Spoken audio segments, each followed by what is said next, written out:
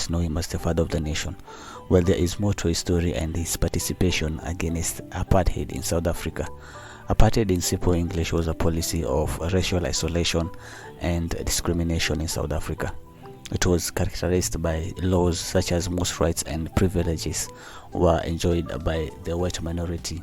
At the same time, the Africans who occupied the largest portion of the population were denied basic human rights such as the right to vote, freedom of movement, and certain facilities. Nelson Mandela was born on 18th July 1918 in Vezo. He is part of the Dembo people of the Xhosa tribe in South Africa. His father was Gadla Henry Mpakanyiswa and his mother Nokeseni Fani. When he was about 7 years old, he was taken to a local Methodist school, and on his first day he was given the name Nelson by his teacher, Miss Mdingane. Unfortunately, when Mandela was 9 years old, Mr. Gadla kicked the bucket and young Mandela was taken in by the then chief Ntokitaba Dalidiebo.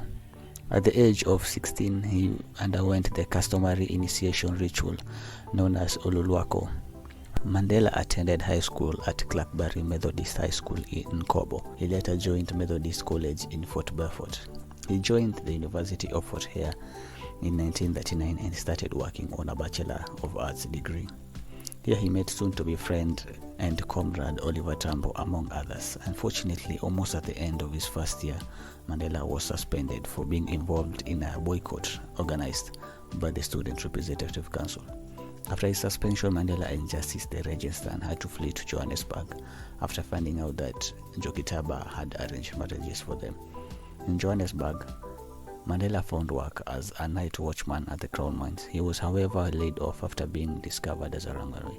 He met with Walter Sisulu, a realtor, and an ANC, African National Congress member, who after some time secured Mandela a job as a clerk at a law firm of Witkin, Sideski, and Edelman.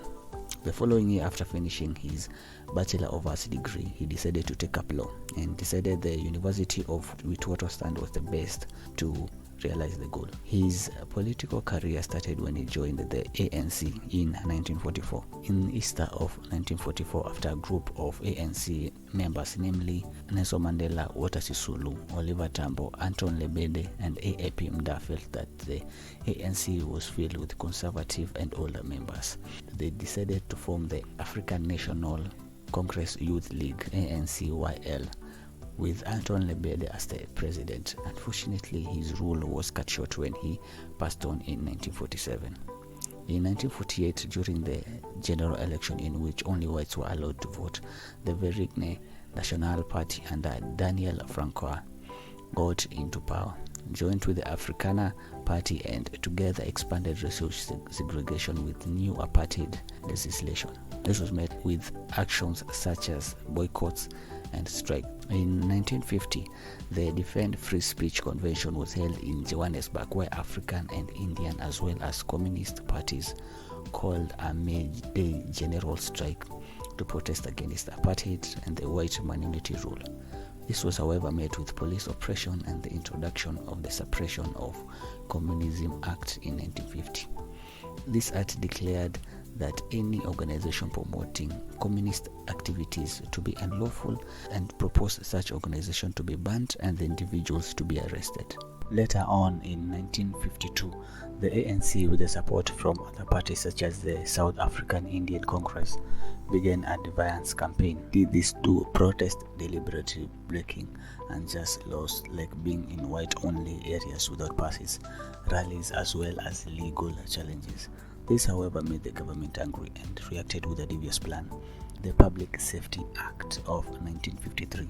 It was an act that gave the government the power to declare states of emergency, ban public gatherings, and detain individuals without trial. The government had the power to impose curfews, restrict movement, censor publications. On the other hand, in 1952, Nelson Mandela co-founded the first African-run law firm with Oliver Tambo. The practice defended hundreds of people affected by apartheid laws. They, however, were forced to relocate, limiting their help to the citizens.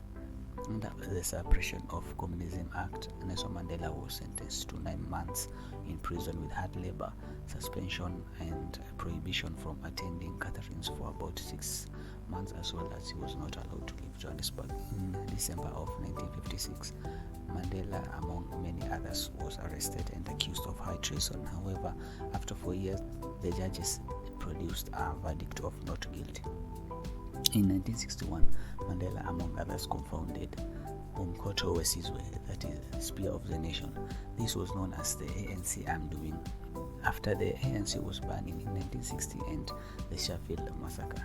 In January 1962, Mandela started traveling secretly to different African countries such as Ethiopia for a meeting of the Pan-African Freedom Movement, Tanganyika, now known as Tanzania, Egypt, Morocco, Mali, Guinea, Sierra Leone, Liberia, Senegal, and England, receiving support from some leaders. He, however, was arrested after he came back to South Africa on 5th August 1962. He was charged and sentenced to 5 years in prison on account of illegally leaving the country and inciting workers to strike. After a raid in a hideout, evidence was found and the Rivonia trial commenced in October of 1963. Mandela and his comrades stood trial on charges of conspiracy to overthrow the government, sabotage, and assisting in armed invasion of the country by foreign troops. On 12th June, they were sentenced to life and held at Robben Island, while Goldberg was held at Pretoria. The struggle outside continued despite them being in prison. While in prison, there were trials by the government leaders to release Mandela, but the conditions were not favorable, and despite his health condition, Nelson Mandela stood firm for his beliefs. On Sunday, 11th February, after 27 years in prison, Mandela was released after his comrades and the parties such as ANC were unbanned, and in 1944 he became the first democratically elected president of South Africa, marking the end of apartheid and establishment of a multiracial democracy. This has been summarized as part of Nelson Mandela's biography about his efforts against apartheid and racial suppression in the great nation of South Africa. Please like and subscribe and let me know what other stories you'd like to hear or any improvements I can make. Thank you.